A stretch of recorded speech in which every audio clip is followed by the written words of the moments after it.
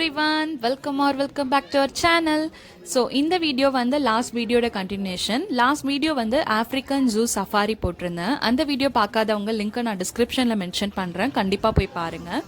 So நான் last time சொன்ன மாதிரியே இந்த வீடியோவில் வந்து seal show and parrot show and ஆனிமலுக்கு ஃபுட் சர்வ் பண்ணுறது இதெல்லாம் தான் இந்த வீடியோவில் நீங்கள் பார்க்க போகிறீங்க. ஸோ இப்போ வந்து ஃபர்ஸ்ட்டு சீல் ஷோக்காக இந்த பிளேஸ் ரெடி ஆகிட்டுருக்கு. இங்கே பாருங்கள், எல்லா சீலும் வந்து அவங்கவுங்க பிளேஸில் போயிட்டு ரெடி ஆகுறாங்க, ஒருத்தவங்களாம் வந்து வெளில வரத்துக்கு. பாவம் இவருக்கு மட்டும் இன்னும் ஓப்பன் பண்ணல போல், அப்படியே சுற்றிட்டு இருக்காரு. ஃபைனலி வந்து ஓப்பன் பண்ணிடுவாங்கன்னு நினைக்கிறேன். பாருங்கள் எப்படி பார்க்குறாரு, என்னடா இது என் கதவு மட்டும் இன்னும் திறக்கல அப்படின்னு சொல்லிட்டு. கொஞ்ச நேரம் கூட வெளில நிற்க மாட்டுறாங்க, டக்குன்னு தண்ணிக்குள்ளே போயிடுறாங்க. ஃபைனலி வந்து ஓப்பன் பண்ணிட்டாங்க, அவரும் உள்ளே போயிட்டாங்க. டோட்டல் வந்து 3 சீல் இருந்துச்சு, நீங்கள் பார்த்துருப்பீங்க. ஸோ இந்த 3 சீலுமே தனித்தனியாக நம்மளுக்கு இன்ட்ரடியூஸ் பண்ணி வைக்கிறாங்க. ஃபர்ஸ்ட் இவங்க பேர் வந்து நெல்லிக்கு 8.5 years ஆகுது. இவங்க கேரக்டரிஸ்டிக்ஸ் பார்த்தீங்கன்னா ஷை அண்ட் வந்து பயம், ரொம்ப பயப்படுவாங்களாம். ஸோ இவங்களை ட்ரெயின் பண்ணுறதுக்கு ரொம்ப கஷ்டமாக இருந்துச்சு, ரொம்ப டைம் எடுத்துச்சான். மற்ற 2 கம்பேர் பண்ணுறப்ப இவங்க ரொம்ப வந்து பயந்த சுபாவம்.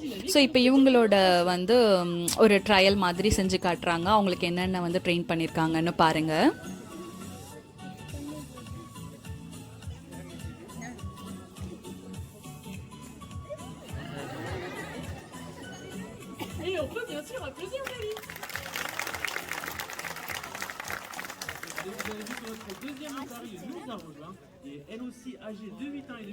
செகண்ட் சீல் பேர் வந்து நோராக்கும் வந்து 8.5 years தான் ஆகுது.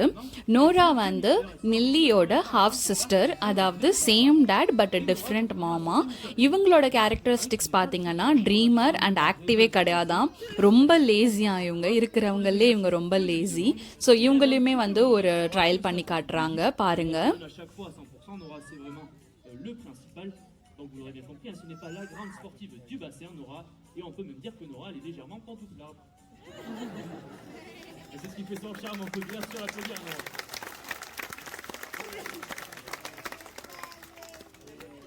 Et donc on va pouvoir accueillir notre 3e et dernière otarie, et ça va être la plus jeune des 3. Elle a 1 an de moins que ses 2 copines. Elle a donc 7 ans. இப்போ last 3rd seal வராங்க. இவங்க பேர் வந்து கிளியோக்கு வந்து 7.5 years ஆகுது. இருக்கிறவங்களே கிளியோ தான் ரொம்ப ஆக்டிவ். ஸோ இவங்க வந்து ஒரு எலக்ட்ரிக் சீல் அப்படின்னு சொல்கிறாங்க இங்கே. ஏன்னா இவங்க 2 பேரை விட இவங்க தான் ரொம்ப ஆக்டிவ், நிறையா ஆக்சுவலி சீக்கிரம் கற்றுக்கிட்டாங்க அப்படி சொன்னாங்க. ஸோ இவங்களையுமே ட்ரையல் பண்ணி காட்டுறாங்க, பாருங்க. அவங்க சொல்கிறதெல்லாம் இவங்க செஞ்சிட்டாங்கன்னா மீன் கொடுக்குறாங்க, அதுதான் அவங்களோட ட்ரீட்டு.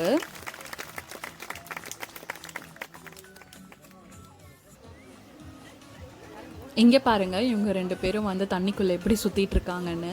இவங்க 2 பேருமே இதோட அனுப்பிச்சிட்டு அதுக்கப்புறம் வந்து கிளியோ வச்சு தான் வந்து நிறைய ஆக்டிவிட்டிஸ் செஞ்சு காமிச்சாங்க. இவங்க 2 பேரும் நடுவில் வந்தாங்க, பட் கிளியோ தான் வந்து நிறைய ஆக்டிவிட்டிஸ் செஞ்சாங்க. ஸோ அது எல்லாமே இந்த வீடியோவில் நான் உங்களுக்கு போஸ்ட் பண்ணுறேன், பாருங்கள். Aller envahir les ports de pêche, où elles vont aller s'installer sur les pontons, et ce par plusieurs centaines d'individus. Et vous vous doutez bien, au bout d'un moment, ces pontons ils vont finir par se casser à cause de leur poids, n'est-ce pas ma Cléo? Oui. Alors bien évidemment, les habitants n'apprécient pas forcément leur venue, car ce sont quand même des animaux qui sont assez bruyants et assez destructeurs, et ce sont également des animaux qui sont plutôt mal pour aller chercher du poisson.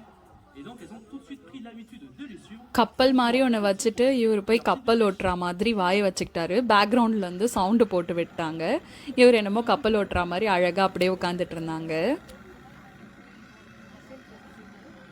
Et je pense qu'on peut applaudir Cléo pour sa petite démonstration.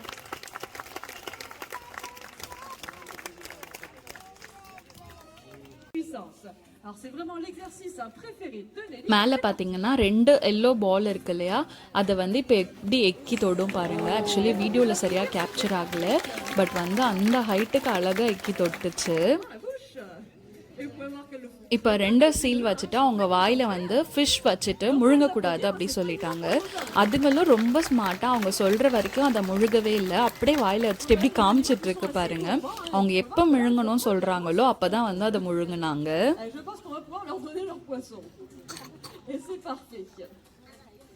Alors vous aurez peut-être remarqué une petite particularité, lorsqu'elles mangent leur poisson, les otaries, elles vont le gober en entier, elles ne vont pas le mâcher. Alors pourtant, comme je l'ai dit, hein, ce sont bien des carnivores, donc les otaries ont bien une mâchoire de carnivore. Voilà la jolie dentition de Nora et de Nelly. Alors du coup, les dents des otaries, ça ne va pas leur servir à mâcher le poisson, mais plutôt à l'attraper, à l'agripper, surtout s'il est trop gros, mais aussi à se défendre contre les prédateurs. Alors Nora, qui est restée avec moi sur votre droite, va justement faire un petit exercice pour imiter le prédateur principal de l'otarie. Je vous laisse observer Nora. இவங்க வந்து இப்போ வேல் மாதிரி செஞ்சு காட்டுறாங்களாம். அதோட கையை வச்சு அந்த வேலோட back மாதிரி செஞ்சு அப்படியே தண்ணிக்குள்ளேயே வந்துச்சு. பார்த்தீங்கன்னா தெரியும் உங்களுக்கு.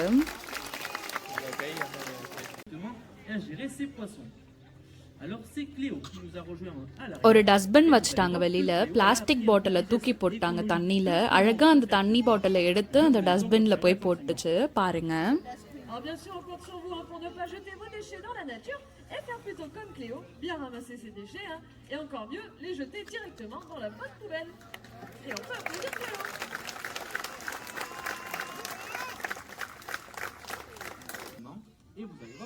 அவங்க என்ன சொல்றாங்களோ அது அப்படியே அழகா கரெக்டா செய்யுது. Donc Léo, elle doit être bien concentrée pour savoir de quel côté elle doit réaliser tous ces exercices. Donc, tout simplement lui faire travailler sa concentration. Et vous voyez ensuite que nous, les soigneurs, eh bien, on peut réaliser plusieurs exercices différents, que ce soit sur la plage, dans l'eau, proche de nous, à distance. Le but, c'est vraiment de varier un maximum nos exercices pour que nos otaries soient stimulées, d'être stimulées mentalement pendant ces quelques semaines. Mais comme on vous l'a dit, Cléo, c'est la pile électrique du bassin. Donc les exercices qu'elle préfère, eh bien, c'est plutôt ce genre d'exercice qui demande quand même un petit peu plus d'effort physique. Vous voyez qu'elle se bouge très très bien, notre petite otarie.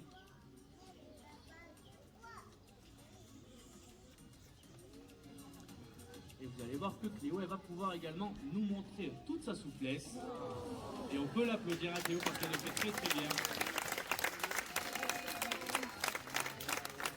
Et vous allez voir que Cléo, elle va aller se positionner pour un exercice qui demande pas mal d'effort physique dans l'eau. Elle est prête, c'est parti.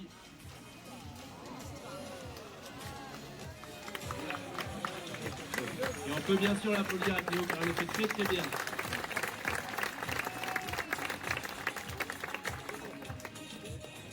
Et donc juste avant que notre animation ne se termine, donc vous allez voir qu'au milieu... அவ்வளோதான், seal show முடிஞ்சிருச்சு.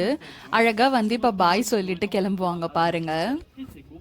Et sur votre gauche, Cléo avec ses moustaches noires et blanches. Le temps pour elle d'arriver et de venir vous dire au revoir.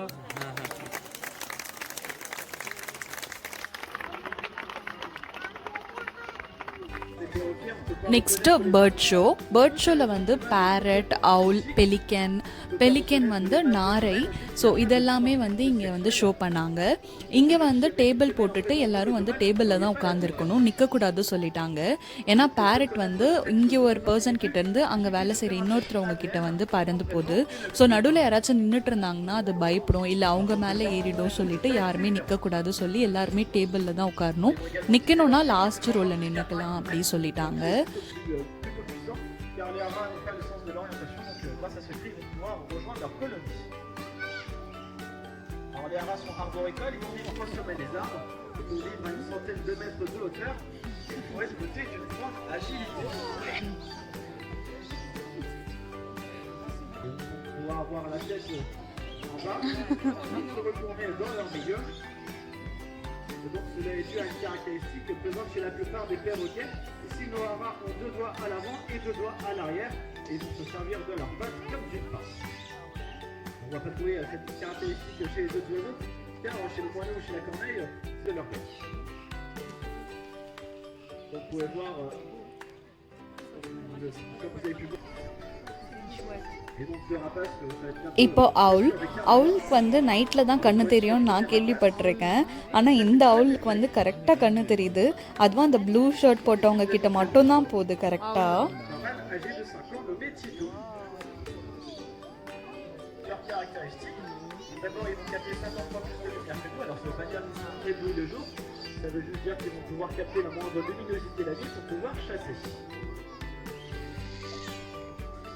Ils vont également avoir une très bonne nuit, ils vont avoir un peu tout caché sous leur plumage. Et c'est de tout situer un niveau aux différents espaces, ça va être fin libre. Et next இன்னொரு அவுல் எடுத்துகிட்டு வந்தாங்க. அது ரொம்ப டிஃப்ரெண்ட்டாக இருந்துச்சு, அழகாகவும் இருந்துச்சு. ஆனால் அவர் பறக்கவே மாட்டேன்னு சொல்லிட்டாரு, அவங்க கையிலே தான் இருந்தார். இங்கே எப்படின்னா அனிமல்ஸையும் சரி பேர்ட்ஸையும் சரி எதுவுமே ஃபோர்ஸ் பண்ண மாட்றாங்க, அவங்க இஷ்டத்துக்கு தான் வந்து இவங்க விட்டுடுறாங்க. ஸோ இப்போ பேர்ட் பறக்கலைன்னா அதை வந்து ஃபோர்ஸ் பண்ணி அனுப்ப மாட்றாங்க. ஓகேன்ட்டு மறுபடியும் திருப்பி அதை கூப்பிட்டு போயிட்டாங்க.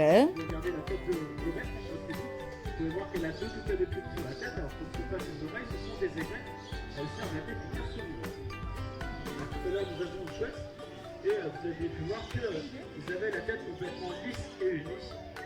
Et donc c'est comme ça qu'on différencie les chouettes des unis si elles ont des éclats ou si elles n'en ont pas.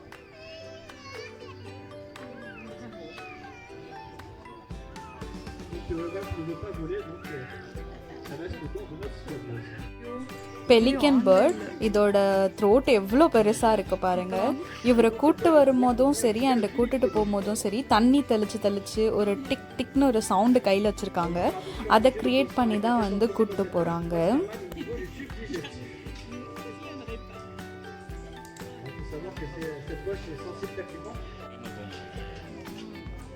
தண்ணி தெளித்து கூப்பிடுறாங்க. வேறு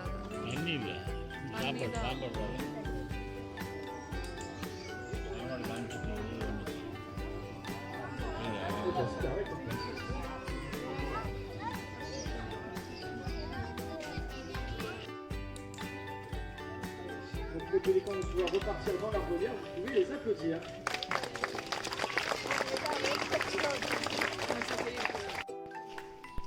இப்போ வந்து ஆனிமல்ஸ்க்கு ஃபுட் கொடுக்குற வீடியோஸ். ஸோ நாங்கள் போன டைமில் வந்து 3 அனிமல்ஸ்க்கு ஃபுட் கொடுத்தாங்க. அந்த வீடியோஸ் தான் நான் இப்போ உங்களுக்கு போஸ்ட் பண்ண போகிறேன். ஸோ ஃபர்ஸ்ட் வந்து மக்கி வந்து உள்ளே உட்காந்துட்டு இருந்தார். இந்த ஜன்னலில் போய் இவங்க எட்டி பார்த்த உடனே அவர் எப்படி வந்து பார்க்குறாரு பாருங்க, உடனே வெளில வந்துட்டார். ஸோ இவரோட ஃபுட் வந்து பனானா வந்து சின்ன சின்ன ஸ்லைஸாக கட் பண்ணி கொடுக்குறாங்க. ஆக்சுவலி இவங்களுக்கு ஃபுட்டு உள்ளேயும் வச்சுருக்காங்க, பட் இவங்கள பற்றி சொல்லி அண்ட் இவங்களோட கேரக்டரிஸ்டிக்ஸ் பற்றிலாம் சொல்லி எக்ஸ்பிளைன் பண்ணி நம்ம முன்னாடி வந்து பனானாவையும் வந்து ஃபீட் பண்ணுறாங்க. ஸோ அதுவும் வந்து அழகாக தாவி சாப்பிட்டுட்டு இருக்கு. அவங்க எங்கெங்க நடக்கிறாங்களோ அப்படியே பின்னாடியே நடந்துட்டு இருக்கு, அதுவும் வந்து சாப்பாடு கேட்டு. Donc c'est ça une espèce endémique, c'est vraiment une espèce qu'on trouve sur une seule zone géographique. Donc si on regarde un Nepal-Kivali, noir et blanc, et bien il faut aller à Madagascar. Donc ce sont des primates arboricoles. Donc comme tous les primates, elles ont au niveau de la reproduction, une fois qu'elle est petite, les bébés ne vont pas s'accrocher. இந்த ஒரு lady தான் எல்லா அனிமல்ஸ்க்கும் foods கொடுக்குறாங்க. இப்போ வந்து meet gate வந்து மங்கூஸோட family. எல்லோரும் எவ்வளோ பொடிசாக நல்லா வாழை தூக்கிட்டு பின்னாடியே ஓடியாராங்க பாருங்கள். இவங்களுக்கு வந்து புழு மாதிரி என்னமோ கொடுத்தாங்க, அதுதான் வந்து இவங்களோட ஃபுட்டு. ஸோ மீட் கேட் நான் ஆல்ரெடி லாஸ்ட் வீடியோவில் சொன்ன மாதிரி வந்து டார்டாய்ஸ் கூட தான் வாழுது. ஆனால் டார்டாய்ஸ் வந்து இவங்களுக்கு சாப்பாடு போடும்போது மதிக்க கூட இல்லை, அது மட்டும் ஒரு ஓரம் சுற்றிட்டு இருந்துச்சு. இவங்க வந்து க்யூட்டாக அவங்க எங்கெங்கே நடக்கிறாங்களோ எங்கெங்கே சாப்பாடு போடுறாங்களோ குடுகுடுன்னு ஓடி போய் எடுத்து சாப்பிட்டுட்டு இருந்தாங்க.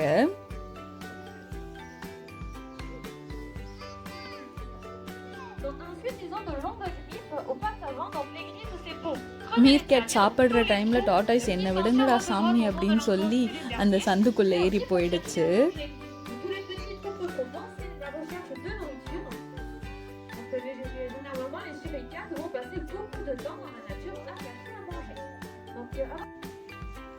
இப்போ வந்து ஃபைனலி டைகருக்கு சாப்பாடு கொடுக்க வந்திருக்காங்க. ஆக்சுவலி நான் லாஸ்ட் வீடியோவில் உங்களுக்கு டைகர் போஸ்ட் பண்ணவே இல்லை, ஏன்னா அப்போலேருந்து டைகர் தூங்கிட்டு தான் இருந்துச்சு. ஸோ எனக்கு வீடியோவும் எடுக்க முடியல. இப்பயும் அவங்க சாப்பாடு எடுத்துகிட்டு வந்துட்டாங்க. எல்லா அனிமல்ஸும் அவங்க சாப்பாடு எடுத்துகிட்டு வந்தாங்கன்னா குடுகுடுன்னு எஞ்சி வெளில ஓடியாராங்க.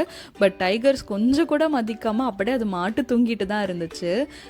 அவங்களும் ரொம்ப நேரமாக சாப்பாடு வச்சு வெயிட் பண்ணிட்டு இருக்காங்க. இதுதான் வந்து டைகருக்கு ஃபுட்டு, ஃப்ளஷ்ஷு. இந்த ஃப்ளஷ் வந்து ஒரு பெரிய ஸ்டிக்கு பக்கத்தில் இருக்கு பாருங்கள், அந்த ஸ்டிக்கில் சொருகி வந்து டைகரோட அந்த இதுக்குள்ளே அனுப்புவாங்களாம். ஃபைனலி அந்த மேல் டைகர் வந்து எழுஞ்சி வந்தார்.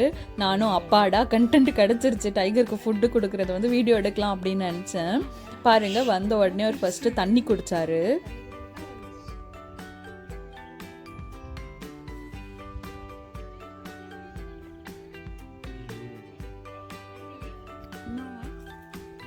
அவங்களும் வந்து தண்ணி குடிச்சிட்டு சாப்பிட வரும் சொல்லிட்டு எல்லாம் ரெடி பண்ண ஆரம்பிச்சாங்க. சரி இப்போதான் எழுஞ்சிருக்கு, தண்ணி குடிச்சிட்டு சாப்பிடும் அப்படின்னு சொல்லிட்டு. கடைசியில் அவர் பண்ண காரியத்தை நீங்களே பாருங்க.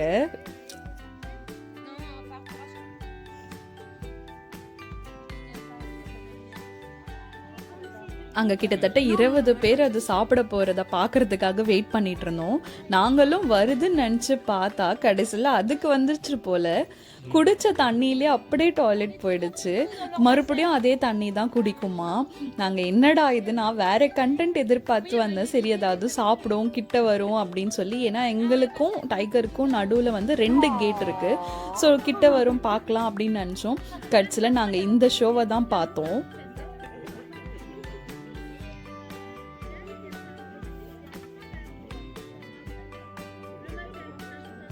அந்த தண்ணியை குடிச்சிட்டு அதிலே கக்கா போகுது.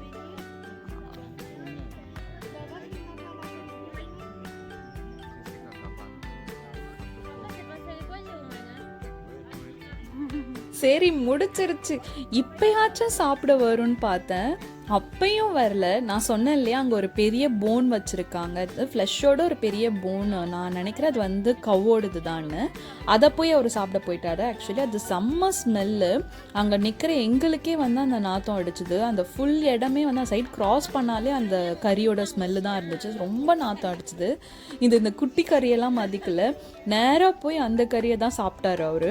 இன்னொன்று, இவங்களோட கேர்ள் ஃப்ரெண்ட் அதாவது ஒய்ஃப் வந்து எழுஞ்சு கூட வரல, அவங்க இன்னும் தூங்கிட்டு தான் இருக்கிறாங்க. இவர் இங்க இவ்வளோ அட்டகாசம் பண்ணிட்டு இருக்காரு.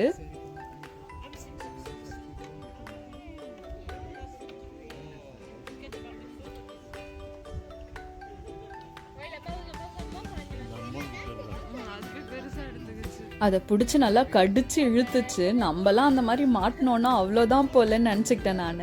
இன்னொன்று என்னென்னா, அது உட்காந்து சாப்பிடும் போது செம்ம க்யூட்டாக இருந்துச்சு. எனக்கு அப்படியே கொக்கோக்கு நாங்கள் வந்து சின்ன சின்ன போன்லாம் வந்து கொடுத்தோன்னா அப்படி தான் அப்படியே 2 கைக்கு நடுவில் வச்சு கடிச்சிட்ருக்கோம். அதே மாதிரியே வந்து அந்த போனை எடுத்து அது வந்து உட்காந்துட்டு அது 2 கைக்கு நடுவில் வச்சு கடிச்சு இழுத்துட்டு இருந்துச்சு. செம்ம க்யூட்டாக இருந்துச்சு பார்க்குறதுக்கே.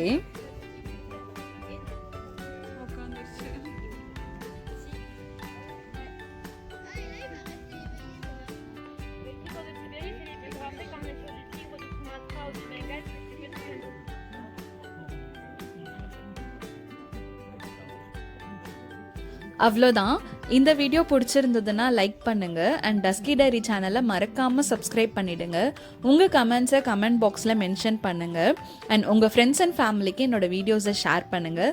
ப்ளீஸ் எப்பயுமே உங்கள் சப்போர்ட் கொடுத்துட்டே இருங்க. இதோட நெக்ஸ்ட் வீடியோவில் பார்ப்போம். அன்டில் தென் பாய்.